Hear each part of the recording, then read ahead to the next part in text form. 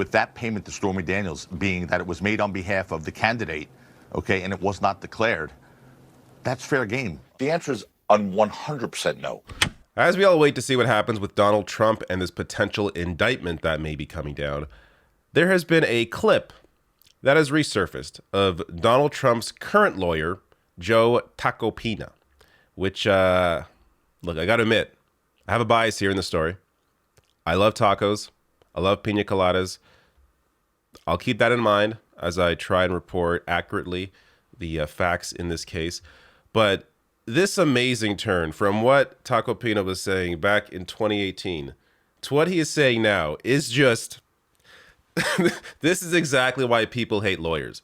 So before I get into the first clip, just quickly here, in case you don't know what's happening with Trump right now, Alvin Bragg, the Manhattan District Attorney whose office is bringing the case, is focused on Trump's involvement in the payment of hush money to an adult film actress, Stormy Daniels, who said she had an affair with him.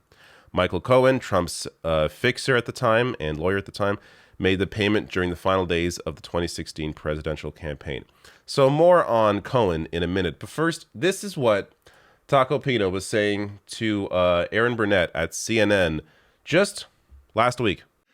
Does anyone actually believe, anyone, left, right, middle, whatever, that if someone else were accused of paying hush money to avoid a public sex scandal in the manner that Donald Trump is alleged to have avoided a public sex scandal, they would be prosecuted? The answer is 100% no.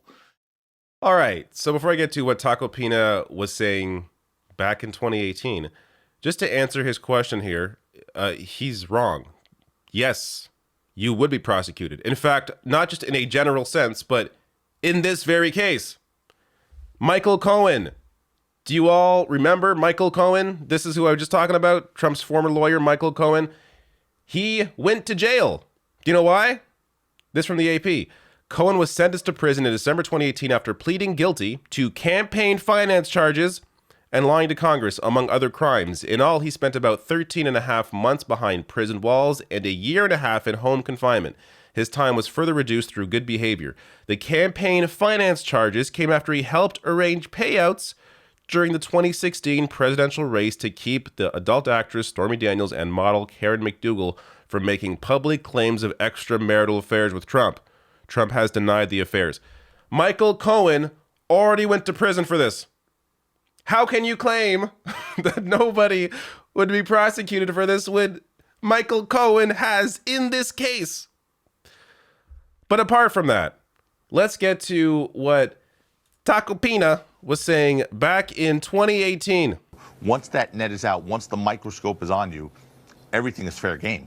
And it's hard to argue, oh, you can't look at this or you can't look at that. So yes, if there's an issue with that payment to Stormy Daniels being that it was made on behalf of the candidate, okay, and it was not declared, that's fair game, unfortunately, if that's the case. And, quite frankly, Michael Cohen, again, has made statements that would give rise to suspicion for any prosecutor to say, that doesn't make sense, that a lawyer took out a home equity loan with his own money, paid somebody that he didn't even know on behalf of a client who, by the way, had the wherewithal and the money to afford $130,000. Yeah. And, by the way, didn't tell the client about the settlement agreement.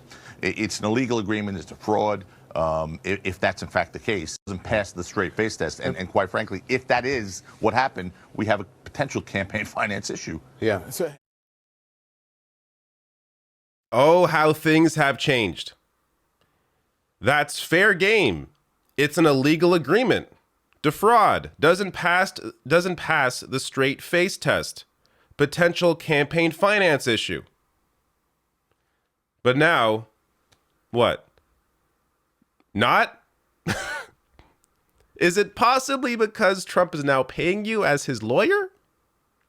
So just to be extra clear, let me play those two clips back to back. If someone else were accused of paying hush money to avoid a public sex scandal in the manner that Donald Trump is alleged to have avoided a public sex scandal, they would be prosecuted. The answer is 100% no. So yes, if there's an issue with that payment to Stormy Daniels being that it was made on behalf of the candidate, okay, and it was not declared, That's fair game. It cannot be any clearer. He knows. Of course he knows. Of course he knows that Trump should not have done what he did. He knew back when he wasn't being paid by Trump. Not like he all of a sudden forgot. This guy should not, like, he's been on interviews. He was on, I think last night he was in interviews. How is this clip not brought up to him? Any interview that he's done since becoming Trump's lawyer in defense of Trump in this case, it's media malpractice for those people working on those shows to not do a simple basic search. Hey, what was this guy saying back when he wasn't Trump's lawyer? Let's look through the tape. There can't be that many appearances. Just look it up, find these clips, and then surprise him with this stuff. Catch him off guard. That's what should have happened before this came out the way it did online. But now that this is out, like, how can anyone possibly take him seriously? This has to be brought up every single time he makes an appearance.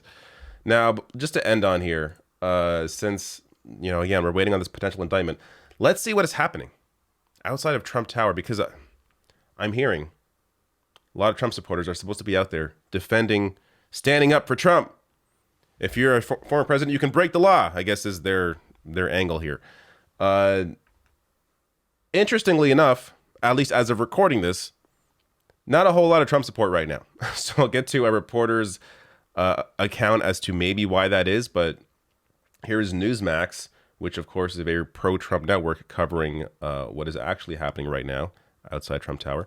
Interestingly enough, we bring you this live shot here. We know the former president has called for protests in a peaceful manner.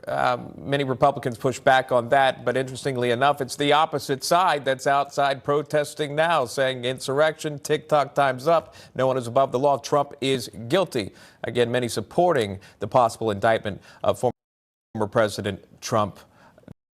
Yeah, so at least as of recording this, doesn't appear to be a whole lot of support for Trump right now, but this may be why. So Ben Collins, reporter here, tweets out a quick update. Pro-Trump influencers are trying to organize anti-indictment rallies tonight, one in New York City and one at Mar-a-Lago, mostly on Telegram. Trump fans are mostly telling each other not to go, saying it's a Fed trap. This mirrors most pro-Trump protest failures since January 6th.